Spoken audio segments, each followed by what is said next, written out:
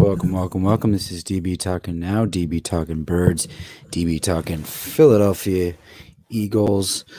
All right, let's go ahead and get into it. So there are recent reports. Eagles linebacker coach Ken Flajole, who knows how to say it. He will not be back with the team for next season, and yeah, I think that's the right way to go. Linebackers have not looked good. They tried to make something work with Nate Gary, didn't pan out.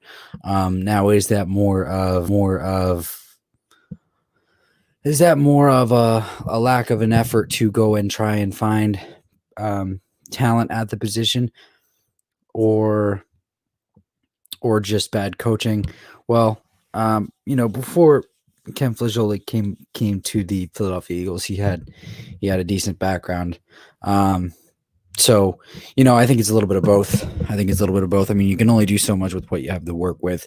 But I think with that said, I think it's the right move going forward. I think, for the most part, we need to pretty much do an overhaul at the staffing position.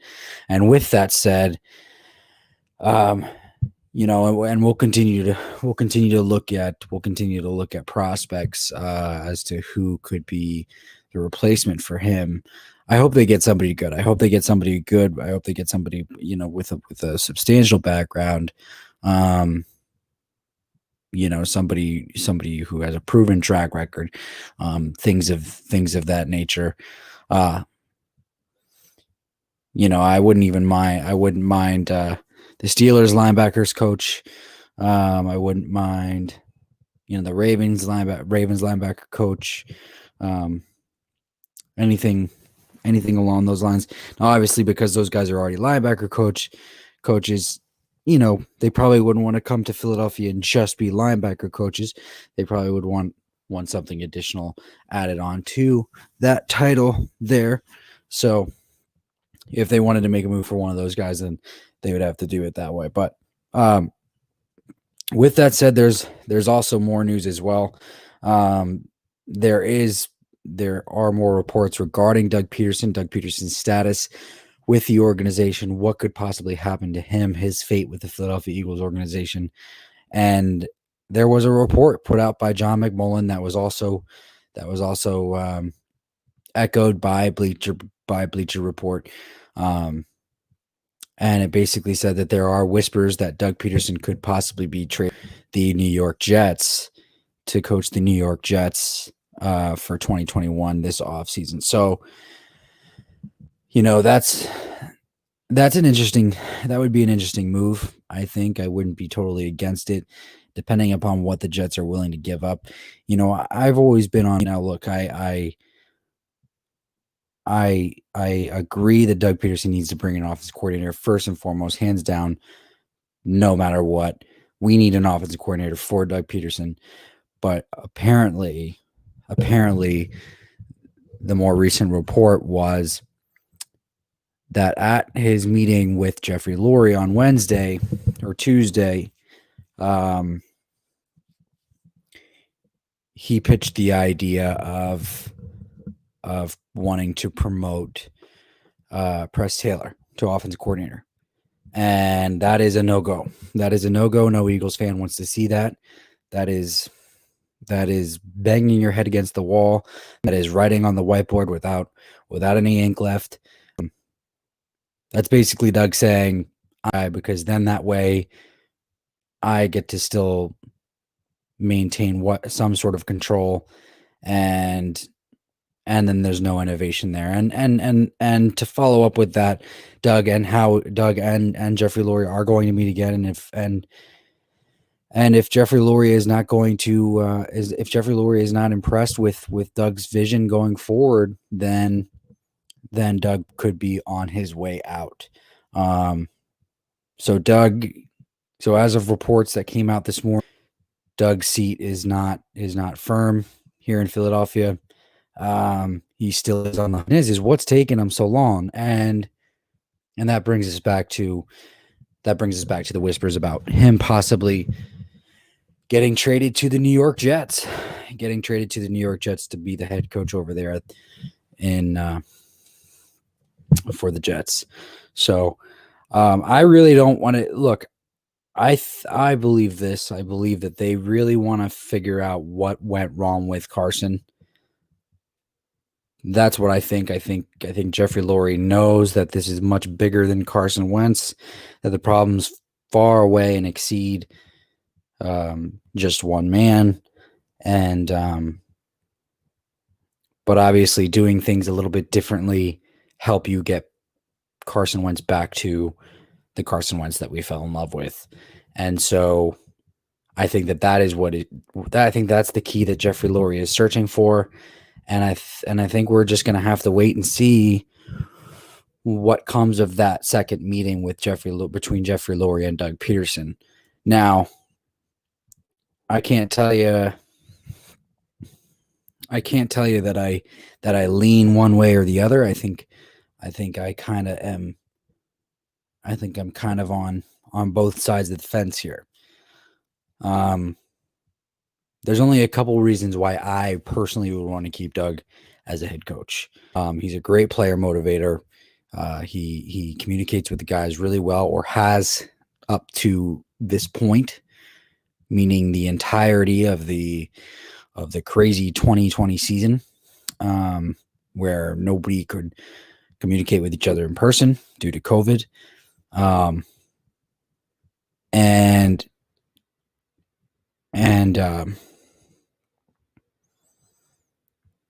I think that those things are hard to find. A really good player motivator is hard to find. Somebody who can get through to your guys when they need to, when it matters most. It's hard to find. And so that's one of the reasons why I'd want to keep Doug.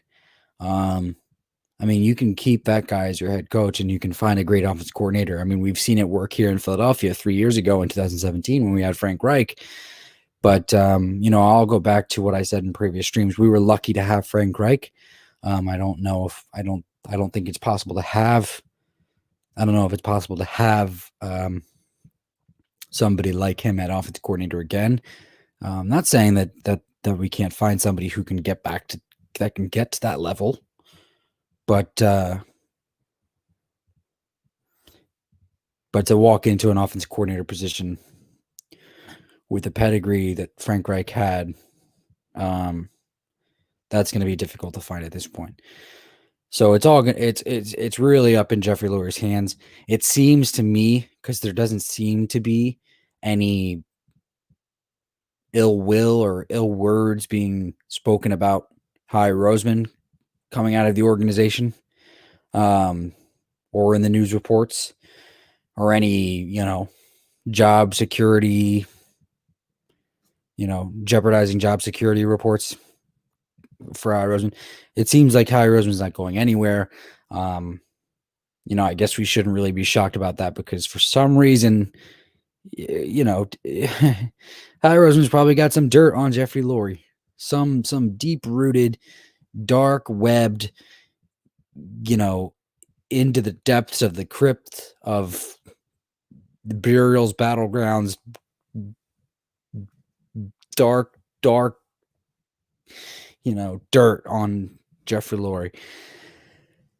And he can't let him go. I mean, that's what he seems like. That's what it seems like. I mean, I don't know how many more times you need to watch somebody fail to bring in talent into the organization for you to finally realize that it's probably a good idea to try and go somewhere else.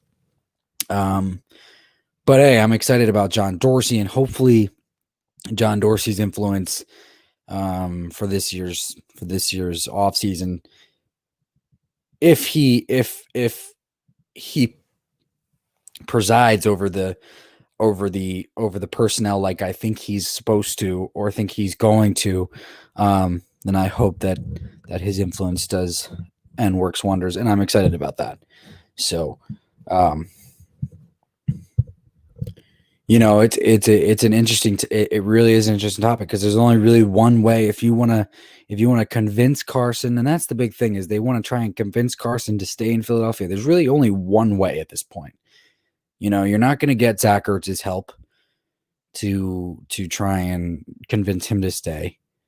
There's really only one way. There's really only one way. And it sounds kind of weak to say it, but you probably have to get rid of either Doug Pederson or Jalen Hurts. Or both. Here's the thing. I think if you get rid of Doug Pederson, you buy yourself some time. With Carson Wentz because then you're bringing in a new coach. The new coach wants to see what he's got. Neither quarterback is going to want to test the waters with both. And then you have the cards in your hand and you can say, well, Carson, just prove to the new coach that you're the guy and problem solved. I mean, it's a Derek Carr situation. It's a Derek Carr situation, So, but if they keep Doug Pederson around, then you should flip Jalen Hurts. And I'm not sure how great I feel about that either. Because, what if Jalen Hurts does turn into some sort of version of Russell Wilson? We don't know that yet. 4 games isn't enough to tell, right? 3.5 games isn't enough to tell. So, but I think it's interesting. I think it's definitely interesting that that report came out about whispers of him getting traded, of Doug Pederson getting traded to the Jets because.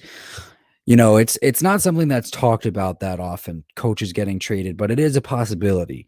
And so therefore it's not the first thing that pops into your mind. And so when you hear about it, it's like, oh, I should probably perk my ears up. I should probably pay attention. Honestly, it might be the best move for Doug Pederson would be a better move for the Jets than Adam Gase. He'd be a better move for the Jets than Adam Gase. So, so I don't think it would be a bad move at all. But we'll just have to see. We will just have to see. I'm really interested in seeing what the possible coaching prospects could be. Honestly, I wouldn't mind a Lincoln Riley. I wouldn't mind Bieniemy from Kansas City. And I think if Doug's out the door, I think that's exactly where they're going to go because of John Dorsey saying what he said about wanting to bring Bieniemy with him wherever he goes. And now that John Dorsey's in the building, he probably already pitched that idea to Howie Roseman, and Howie Roseman's probably already all over it. So, but the cards are in Jeffrey Lurie's hands. So, but I'll tell you what, I won't take another year of this. I can't take another year. Of this. And by this, I mean Howie Roseman.